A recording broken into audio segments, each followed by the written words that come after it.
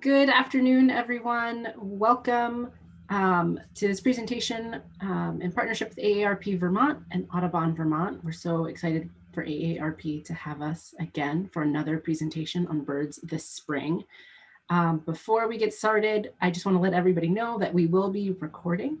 So if you don't want to make a cameo, go ahead and make sure your cameras are off. This recording will be available after the presentation along with some resources.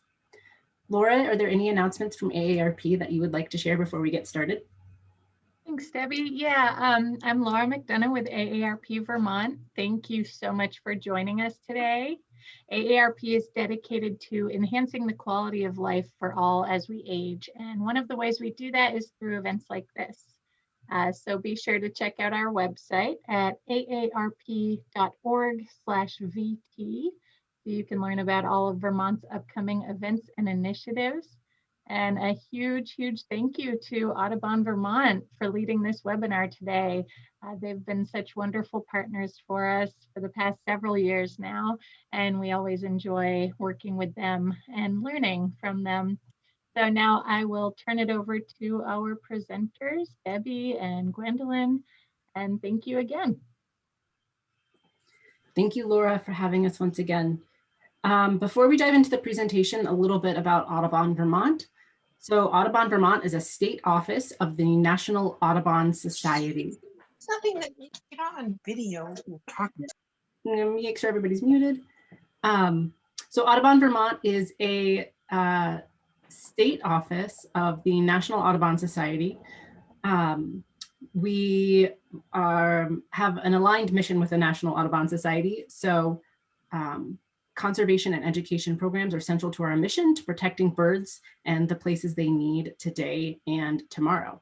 And today's presentation will focus on 6 of those priority bird species that we encounter here in our Green Mountain State. Audubon Vermont runs events like this throughout the year. And something we have coming up is Bird-A-Thon, which is our biggest fundraiser of the year. It's also a fundraiser, as I like to say. It's an opportunity to just get out and go birding, go appreciate birding, take your friends and your family out birding with you, and to take notice of all of our spring migrants that have finally arrived. So the website, I said, more so you can look at the website. To learn more about Bird-A-Thon, I will put those resources in the chat in just a minute.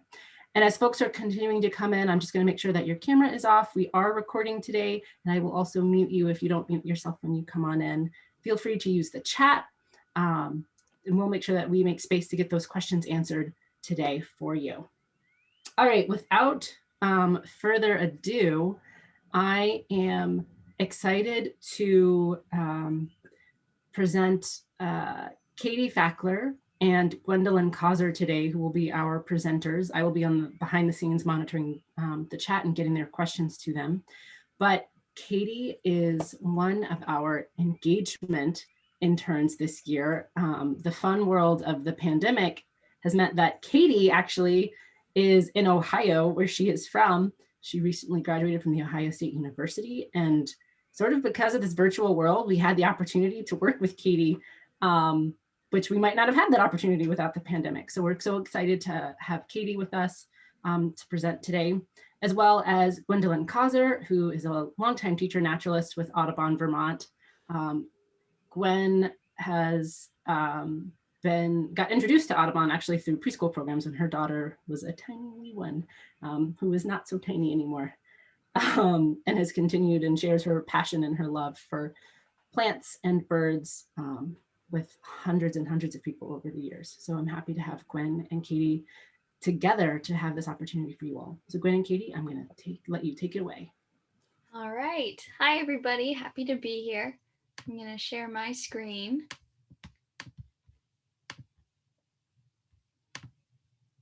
All right. Is everybody seeing that? Perfect. So today we're going to talk about 6 different species that are conservation focused here at Audubon Vermont.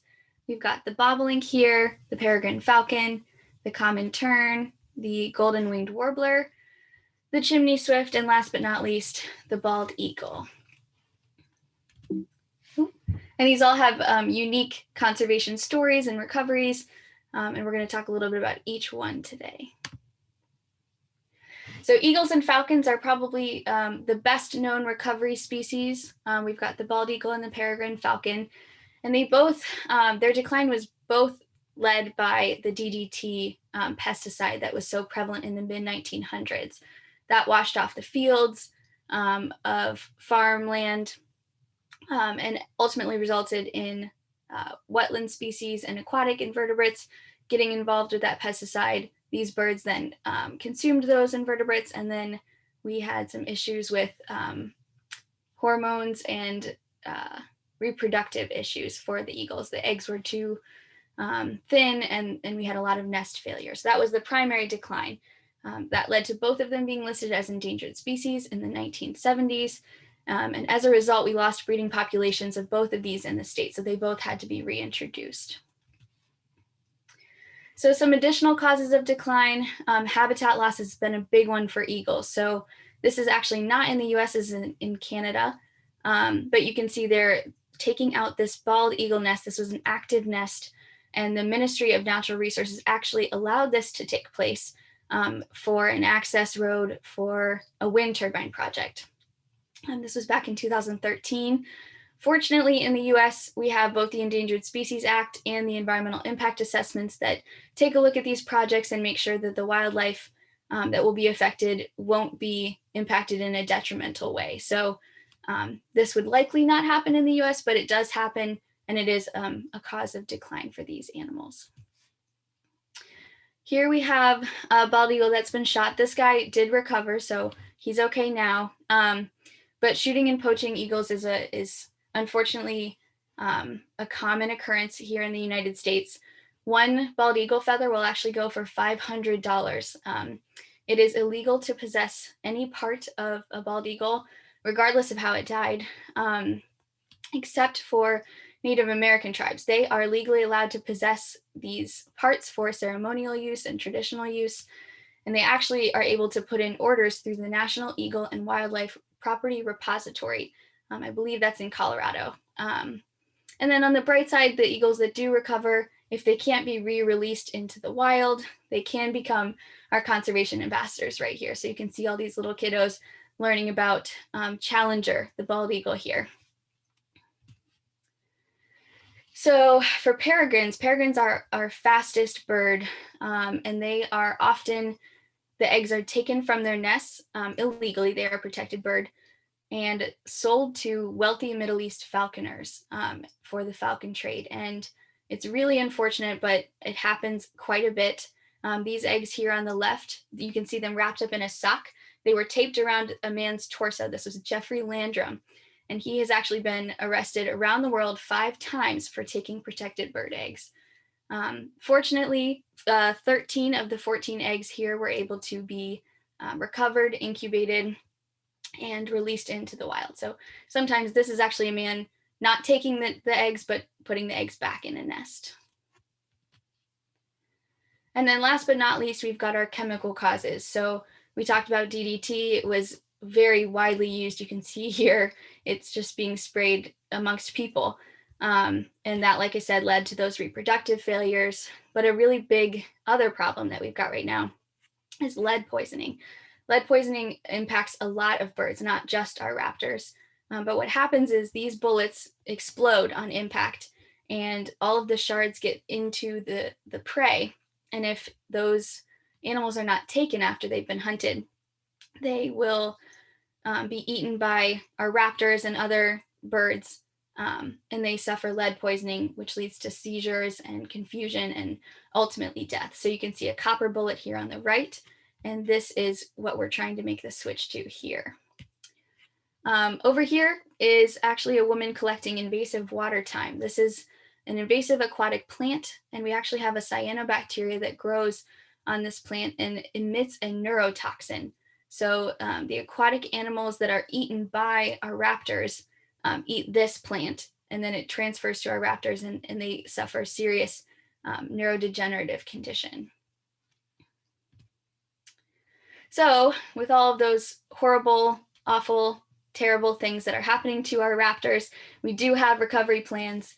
Vermont has a state recovery plan that helps us sort of have a trajectory. So it talks about habitat and populations and breeding and sort of helping us to reinvigorate our population. So one of the most successful processes has been hacking. So that is sort of taking birds from healthy breeding populations in neighboring states and bringing them into states that do not currently have a breeding population or need help.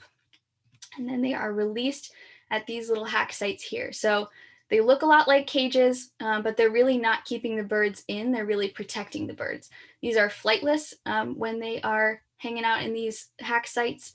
The bars are there to keep them from falling out of the nest and to keep other predators from coming in.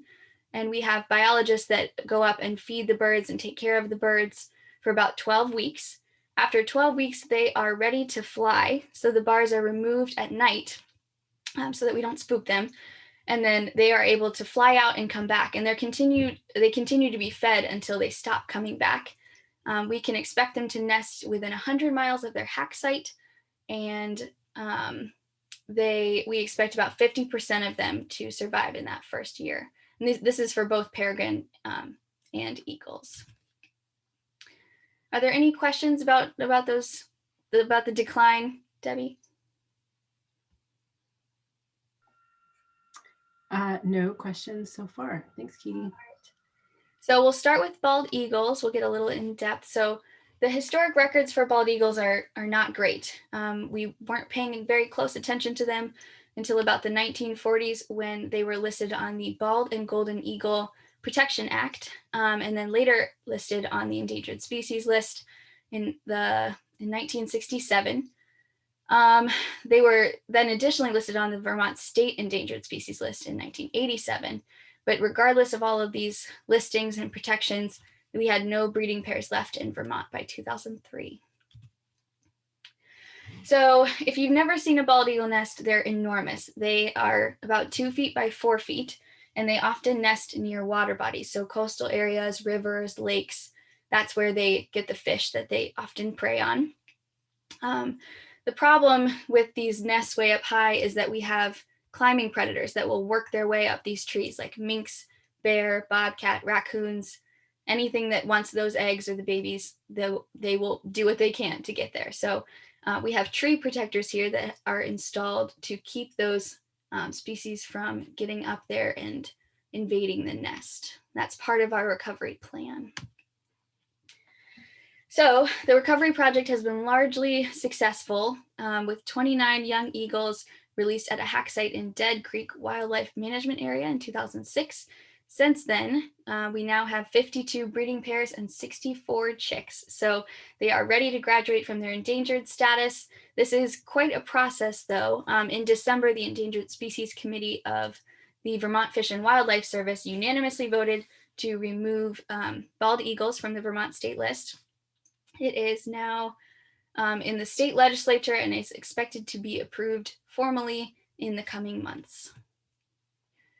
So we're continuing to look at the nests and monitor them, to protect those trees, to find out how many fledglings are around, and to educate people. But the one thing we want you guys to know about is the Winter Bald Eagle Survey every January. This is a community science initiative that takes place for 2 weeks at a time in January, but we do take observations year round. So this is what the form looks like. We want you to tell us where you saw them, when you saw them, how many you saw. If you saw an adult eagle, that would look like this white head with the white tail, or if you saw an immature eagle, so that would be mostly brown.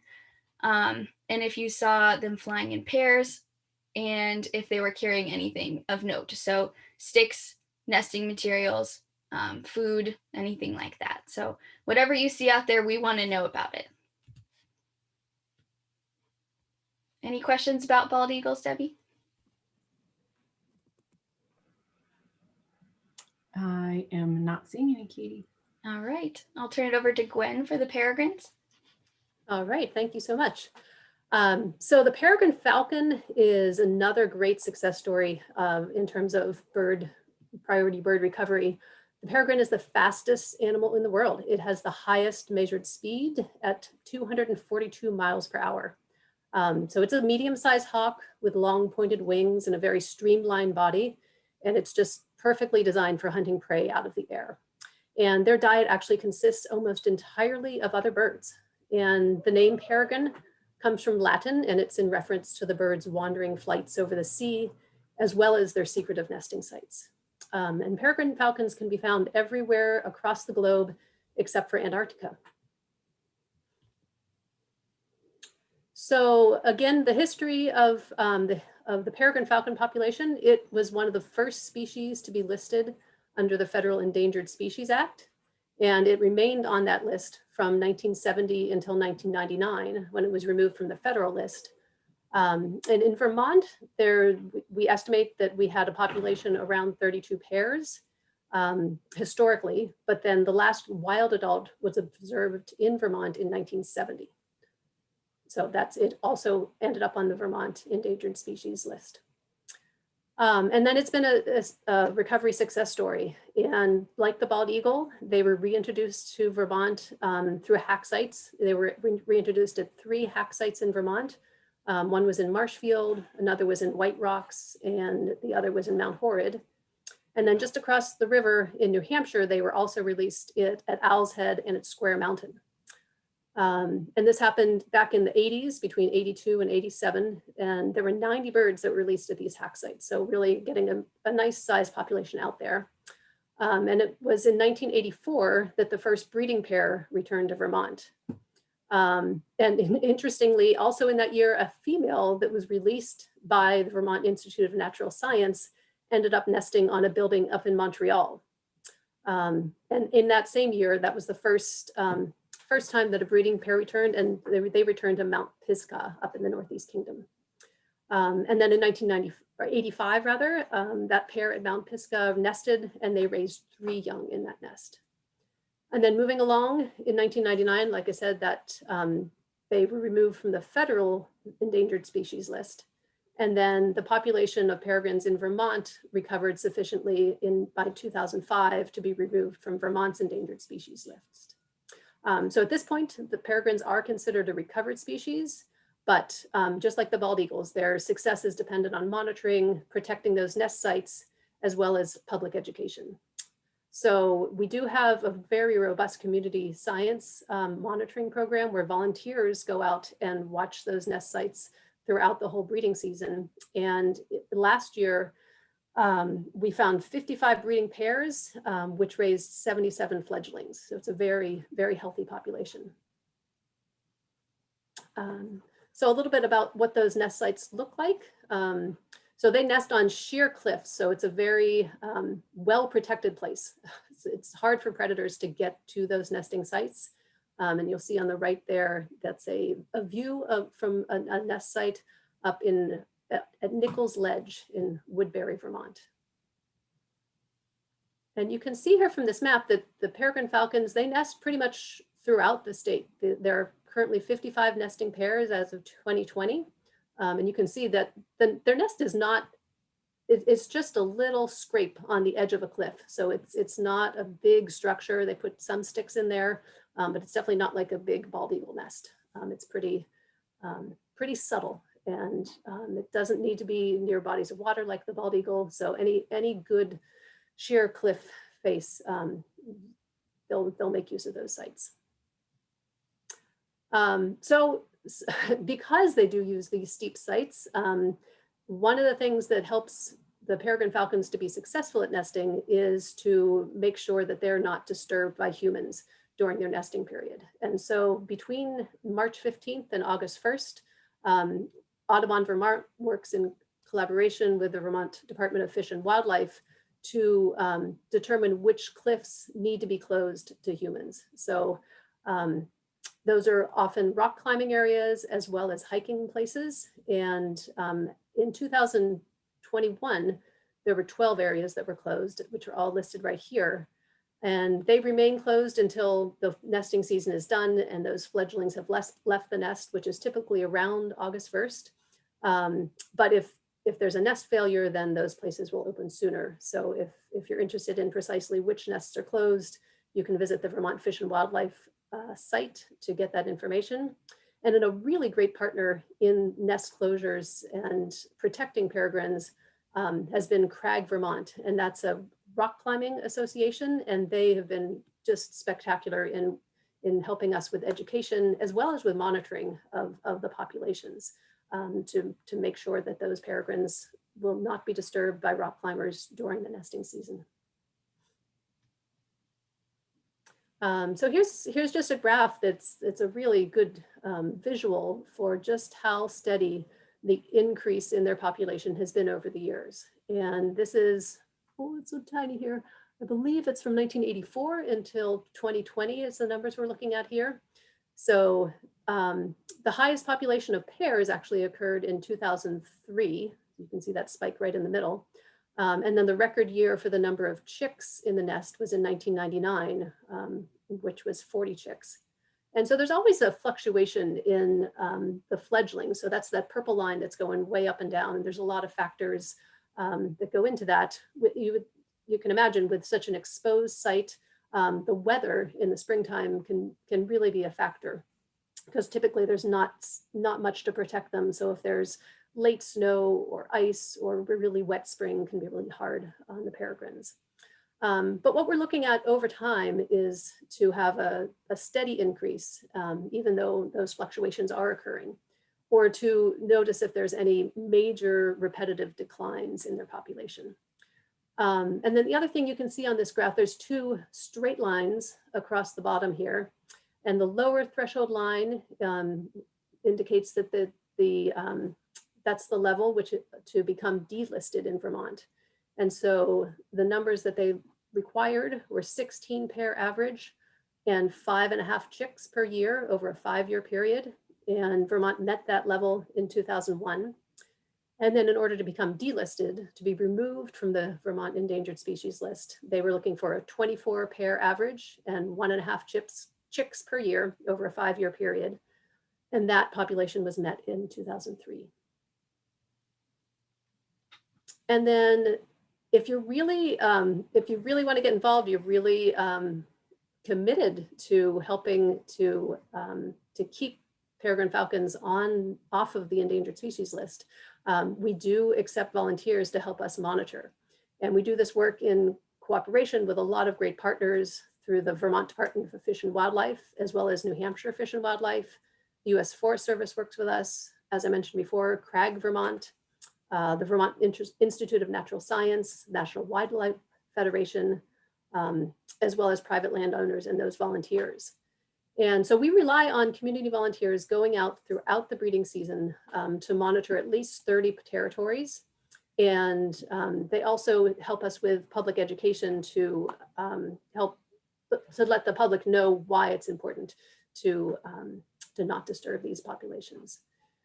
So when the volunteers are out there, you can see the picture on the left. Oftentimes they're monitoring from quite a distance with spotting scopes. And what they're looking for is to document that a pair has come back and is actually nesting at that site. And they do return to the same nesting site year after year. And then as the season progresses, those volunteers are also confirming that the fledglings have left the nest. So you can go ahead there.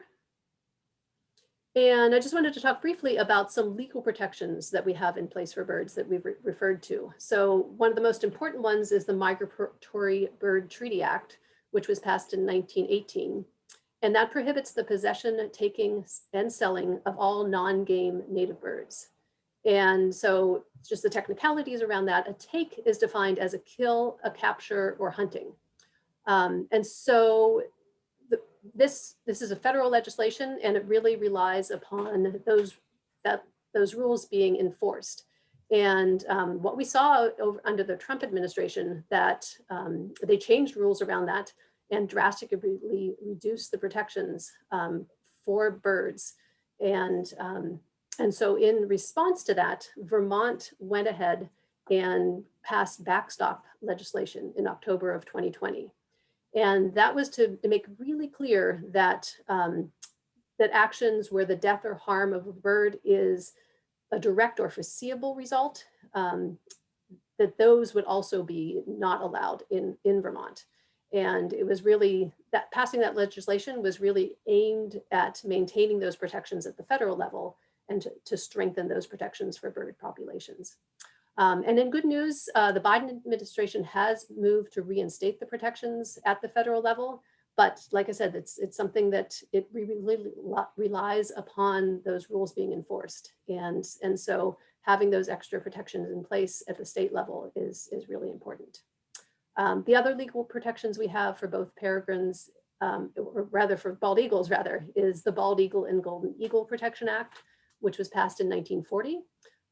And it prohibits the possession, taking, or selling of bald and golden eagles. And that was just like Katie mentioned earlier. So that extra level of protection for bald eagles is very important. And that legislation has also recently been updated to include protection of habitat as well, because that habitat loss has been a major problem as well. Debbie, do we have any questions around peregrines before we pass it over back to Katie for talk about bobolings? No questions yet, guys. Alrighty. All right. So the bobolink is a really cool grassland bird species. It's well known for its plumage. You can see that bright cream colored head with the black face. And the eastern meadowlark here on the right is a bird that shares that habitat. But this bird is well known for its R2D2 song. So I'll play that for you. It's very metallic and robotic.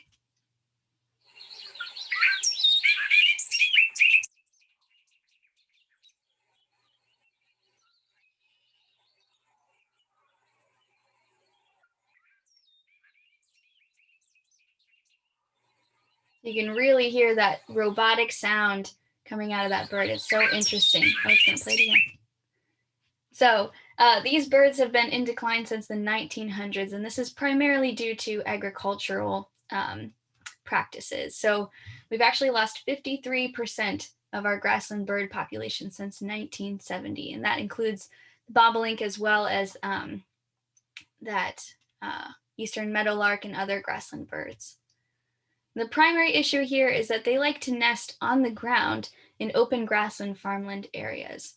So it's really interesting. Their nests are not very well protected down there on the ground, maybe a little better than the peregrine falcon up there on those cliffs, but they are incredibly susceptible to any kind of disturbance during their nesting period. So pesticides have been a problem over the years, because as you take out all the insect populations, then these birds don't have anything to eat. So as the insects decline, the bobolinks also decline.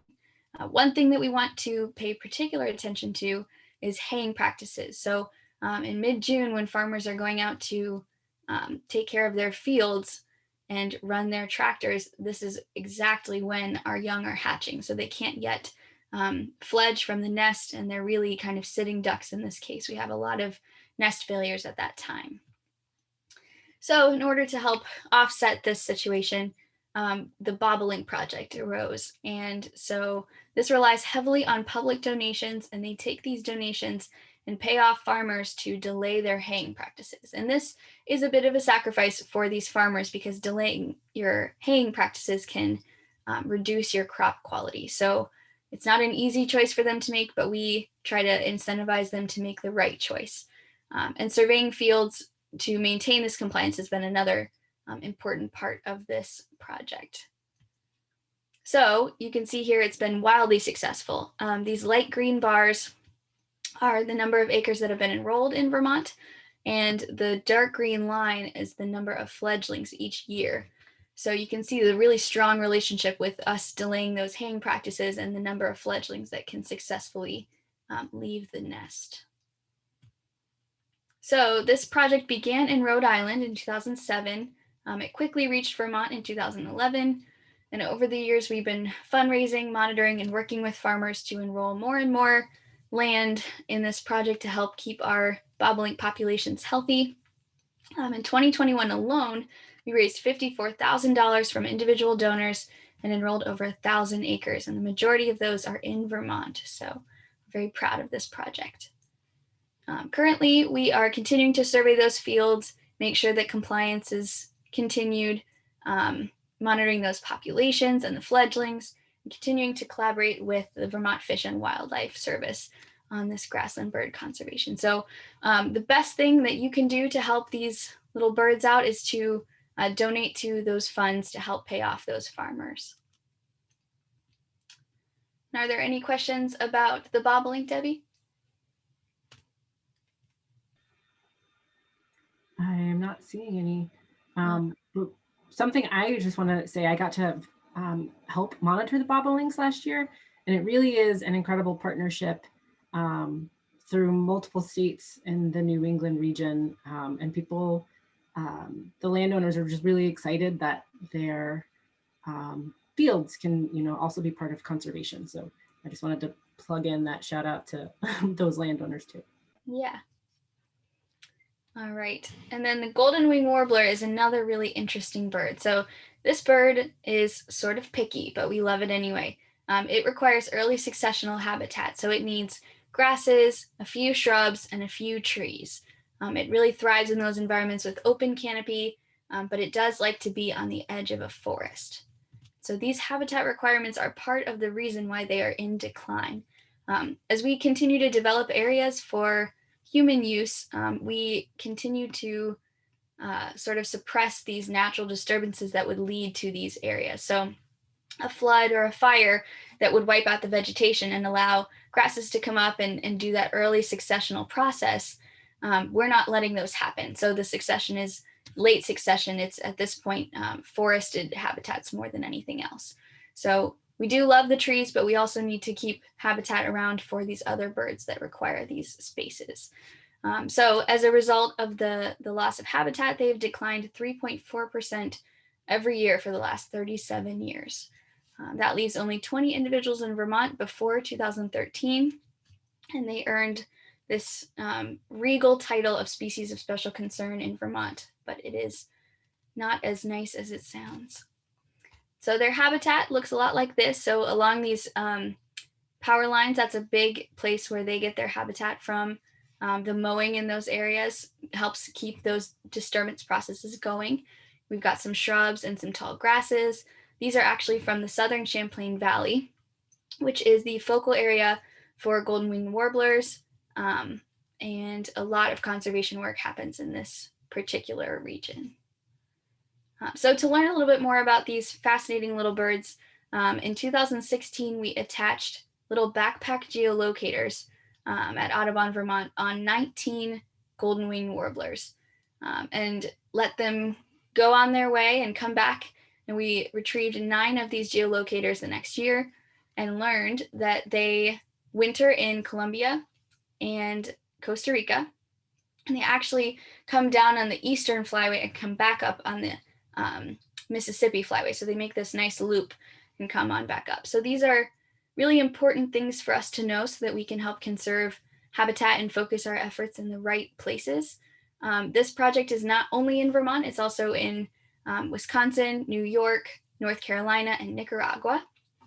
And this project was actually hugely supported by the Nature Conservancy and funded by the Wharton Foundation and the Vermont Electric Power Company, along with other private donors. So the recovery project has been successful. Vermont is currently the only New England state that hosts a population of golden-winged warblers, but we're always watching to find out if they have been able to find other suitable habitat in the surrounding area. So we're continuing to identify habitat and maintain that shrubland. And Audubon, Vermont now has 70 individuals in the area, which is just a huge jump. So the best thing that we're doing right now for golden-winged warblers is educating our landowners and property owners in Vermont to help manage their land in a way that is suitable for these birds. So we do this through demonstration sites. So right here you can see this is sort of like a forest edge, an overgrown area. We come in with equipment, rip all that out.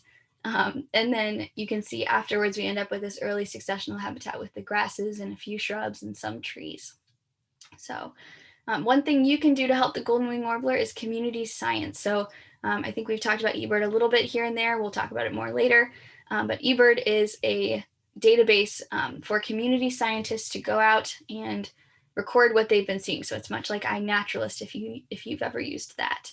And so if you ever hear these guys, and I'll play the song for you, in your area, we want you to let us know. So it's a distinct bee buzz buzz.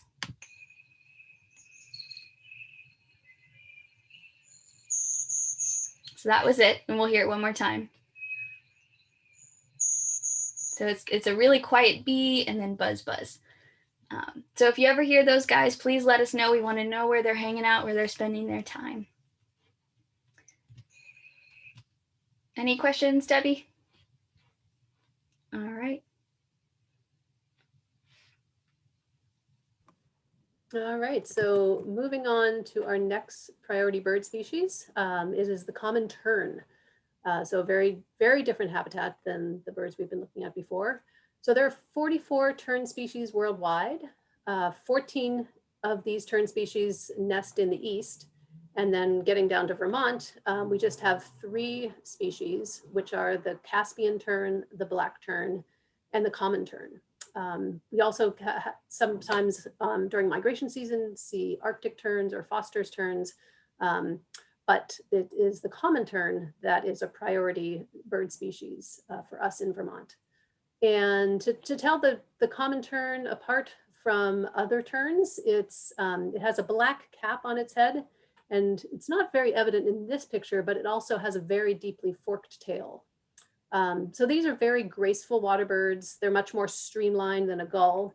You'll notice it has a very sharp bill, and they have a very distinctive hunting pattern, or how they hunt. So they'll hover in the air, and then you can see when they find a bird or not a bird, when they find a fish in the water, you can see their bill just point straight down in it, and then they plunge right into the water. Terns do not swim, unlike gulls. You see bobbing around. So the birds, when they're hunting, they splash down in, grab their bird, and pop right back out into the air. They also have a very unique mating ritual, and in which the pair do acrobatic flights together over their nesting island. And during this ritual, the male entices the female to pair with him by bringing her fish, which is a behavior that is referred to as courtship feeding. And studies have shown that the female chooses her mate by the size and the number of fish brought to her by the male. So moving along to talking a little bit more about their habitat, common terns can be found nesting all the way around the world. In North America, they nest along the Atlantic coast from Virginia all the way up to Nova Scotia, as well as throughout the Great Lakes. And common terns nest in colonies and on isolated beaches and islands, as well as in dredge spoils and marshes. So they have a wide range of places that they nest, but they nest all together in colonies. So our common terns return to Vermont in late April and early May, and they winter down in Central and South America. And in Vermont, they have a very specific area that they nest in. They nest on between 1 to 6 small islands in the northern Lake Champlain. And Audubon's Papasquash Island Sanctuary is actually the largest nesting location. Other nesting areas up there include Rock and Gromas Islands, which were both protected with the help of the Lake Champlain Land Trust. So looking at their nests, they're very sort of minimalist nest. It's just a shallow scrape in the ground, and it holds between 1 to 3 eggs. And it takes them about 3 weeks to incubate those eggs, after which the terns hatch asynchronously. So they just hatch one at a time. They don't all pop out at the same time. And then those chicks are able to move around just a day or two after they hatch, and they seek shelter in the rocks and in the vegetation on the island.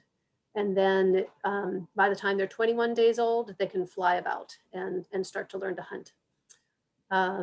So common terns leave Vermont in late August and then return to their wintering grounds in the tropics. And it generally takes between 2 to 3 years before a young tern will return back to Vermont and to their breeding ground and become part of that breeding colony and population. So looking at their decline, in the 1960s, we had 300 to 400 pairs on Lake Champlain. And in the 80s was when a regular population monitoring began. And in 1988, their population had plummeted all the way down to a low of just 50 pairs. And so in 1989, Vermont placed the common tern on their endangered species list. And that decline, researchers found that it was really due to owl predation. There was overcrowding on the nesting islands by ring-billed gulls, and then also human disturbance on those nesting islands were also a cause of the decline. And then there's some more recent concerns in terms of their populations. The expanded population of the double-crested cormorant on Lake Champlain has also impacted the species on those islands. So taking a look at how we responded, we started off by monitoring their population. So like I said, in the 1980s is when we started monitoring the population. And then in 1987, they started implementing a number of management techniques to reduce the predation, to reduce the human disturbance. And then also the thing that they were doing to manage was to help protect the chicks by building chick shelters to protect those newly hatched chicks, because those islands are pretty much just kind of rocky outcrops in the lake. There's not a lot of tree cover or protection there. And then the other thing that was done is that in the 80s, early on, was they were controlling the gull populations on those tern nesting islands. Then over the years, in 1997, Audubon Vermont began to coordinate the Common Tern Recovery Project. And our conservation biologist, Mark Labar, joined Audubon Vermont at that time and has been in charge of that recovery plan since that time. And in 2000, the other notable thing that happened in the recovery in the year 2000, 4 of those common tern nesting islands were designated as a Vermont important bird area. And those islands make up the Common Tern Islands Important Bird Area Complex. So taking a look visually at their population from 1980 to 2020, and you can see there's a lot of dips and spikes in that. But overall, we have seen a 300% increase in their adult numbers since 1988. So that's the lowest line, I believe, on there. Oh, no, that's total fledglings. Type is very small. So the peak adult light count is that blue line up top. The orange line in the middle is the estimated number of pairs. And then the gray line on the bottom is the total number of fledglings. But taking a look over time, a 300% increase in those adult numbers. So there were 140 pairs in the late 1990s, and it has risen to 275 pairs at their peak, which was in 2013. So you can see that the numbers have dropped slightly between 2014 and 2020, but those numbers have remained high enough for the terns to be considered for downlisting from endangered to threatened. And what we are seeing that their reproductive success has remained low during this later period, resulting in the species remaining on the state endangered list. So we're really keeping a close eye on them. So we can go to the next slide here. So currently what we're doing to help monitoring and manage that population is to, again, keep that human disturbance very limited. You can see on the bottom right-hand corner there's a picture of a buoy, and they're placed out around the island to let folks know in boats what's going on here, that this is a protected nesting site. A recent innovation is that they installed a system of wire grids over top of the nesting area to make it so it's harder for the predators to get in there, specifically the double-crested cormorants that are coming in as predators. That grid system has been effective in keeping them away. You can see a picture of these chick shelters in the top 2 pictures here, and you can see just the eggs on the left on, and then on the right you can see a chick peeking its head out from the shelter. There's also ants have been an issue with those chicks that are still too young to get up and fly away. So they put in some ant bait systems. And then the other predators that are coming in, owls in particular, have been a problem. And so they've installed solar lighting to help to disturb those owls when they come and to limit those predators. And currently the partners that we're working with is the Vermont Fish and Wildlife Department. And then, like I said earlier, the Lake Champlain Land Trust was really helpful in conserving those islands where their nesting populations are. And in terms of community involvement in this project, it's very limited.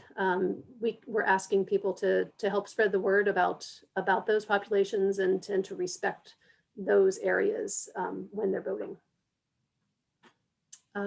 Any questions out there around the common tern? I have a question, Gwen. Yes. Is it possible for people to get involved with the monitoring at the nest sites, or is that sort of a higher level? That's something that we Mark Labar, our conservation biologist, does that, and every year we have a conservation intern who helps with that project. So it's just because it is a very sensitive area, and that human disturbance has been shown to have an impact on their populations. We don't have any folks from the community beyond just those two that are out there. So shifting gears to our 6th priority bird species here in Vermont. And this is the Chimney Swift. And this is the newest bird that we are working with in terms of a recovery project. So Chimney Swifts are one of 4 species of swifts that are found in North America. So in other parts of the country, there are the black swift, the Vox's swift, and the white-throated swift. But the Chimney Swift is the only swift that is found along the Atlantic flyway. So these birds breed in central and eastern United States, and then they winter in the Amazon basin of Peru. They winter in northern Chile and in the northwest of Brazil. And I'm very excited. This is a project where we do have a lot of community engagement with community scientists. And the Chimney Swifts have just in the past week returned. I'm looking up the sky to see if there's any out my window, but they've just returned to Vermont. It's very exciting to hear them chipping up in the sky and to see them zipping around way up high. They're most often seen flying in groups. And you can see their body is very uniquely shaped. They have long pointed wings, and they support a very chunky, wide body and a very squared off tail, you can see. Some people say they look like flying cigars because of that body shape. And their flight is accompanied by a very loud, chattering, twittery noise. And I don't believe we don't have a video of that right in there, but it sounds like what bats, like the noise that you would expect a bat to make. Bats don't make noises that we can hear, but it's a very chattering noise.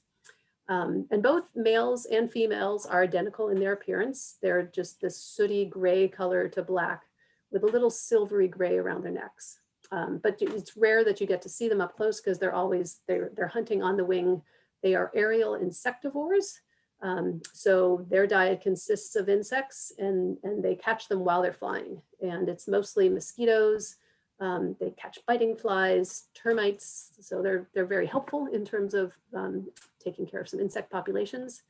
And chimney swifts are a really important component of Vermont's biodiversity. And their populations have been declining across their whole range.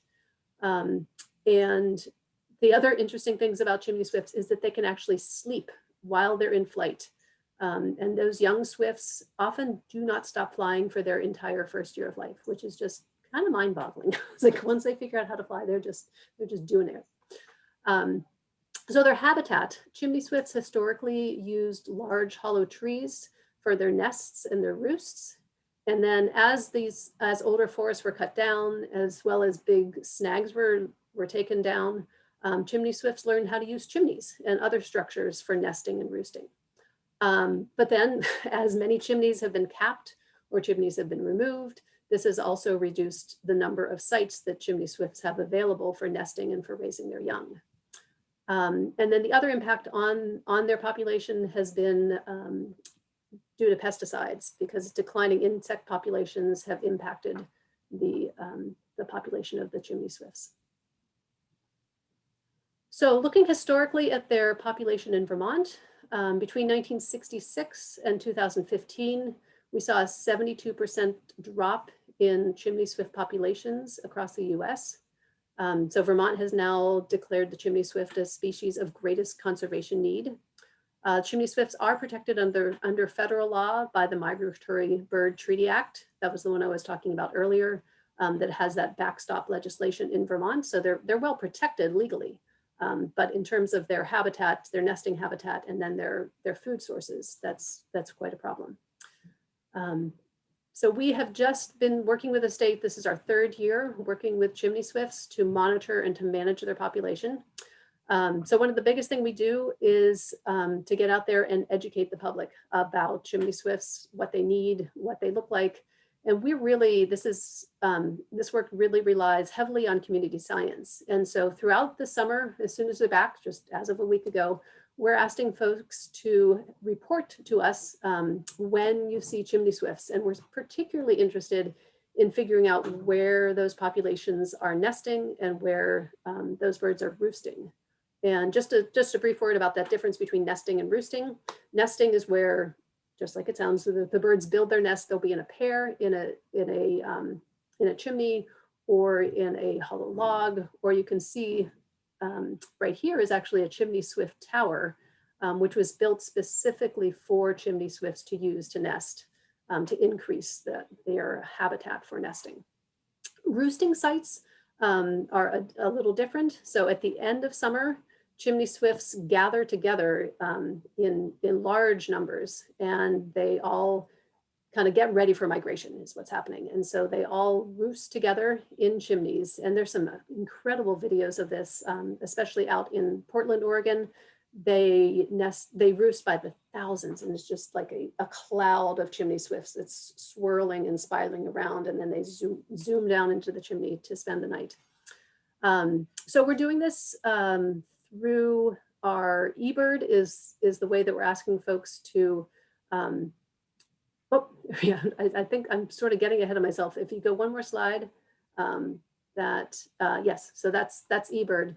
So eBird is, like Katie mentioned earlier, is a site, a community science site where people can report the bird sightings for either particular projects or just casually for the birds they're seeing. And so scientists use this population data to monitor birds over time for a wide variety of different projects.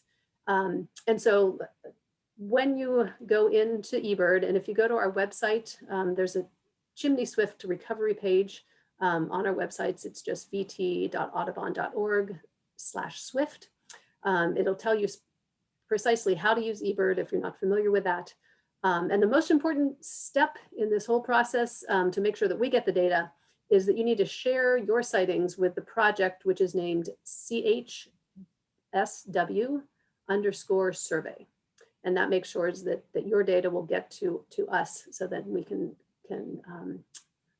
figure out where those birds are nesting and roosting rather. So if you'll scoot back just one here, right here. So the other thing around education is talking to folks about how we can increase habitat. One of those things we're doing is building Chimney Swift towers. Right now there's 4 towers in Vermont. One is right down at Oak Ledge Park. There's one that just got built, actually 2 just got built this spring. One is in Rutland and the other is down at in Quechee at Vins.